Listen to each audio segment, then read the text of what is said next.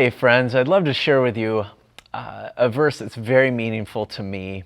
And it comes from the book of John, and it has a little bit of context in it. But the verse I'll share with you is John chapter 3, verse 30. And the context goes something like this before I share the verse. And it's John the Baptist, who has been doing an amazing ministry in preparing the way for Jesus. And much of John's message was one of repentance, was one of calling people to greater things. And John had a very successful ministry. And he had a lot of followers, people that went along with him, went to listen to hear him speak, and were inspired by the work that he was doing. There came a time when Jesus begins his public ministry, and John baptizes Jesus and points to Jesus.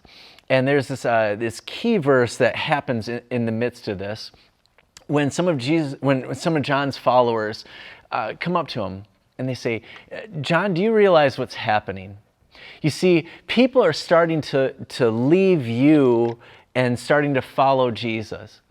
And you're losing followers, you're losing influence, you're losing a big part of your ministry because people are leaving you and going to Jesus." And John explains this in such a beautiful way in John chapter 3. And really the key verse for me in all of this is a verse that I resonate with, I love, and I want to live out in my life and on my journey. And John simply says in John 3:30, he says, "He must increase and I must decrease." That Jesus must increase and I must decrease. More of Jesus and less of me. And I love that. And I pause and I reflect on that. And that verse has really grown in its meaning to me because, it's a big part of just John's renown, right? And his influence, his ministry. And he's saying, instead of my renown, it's Jesus' renown. And I want to point to Jesus. I want to shine brightly for him. And I love that. But even more of that, I see that as really just a posture, a lifestyle of an attitude of my heart that I want to live out.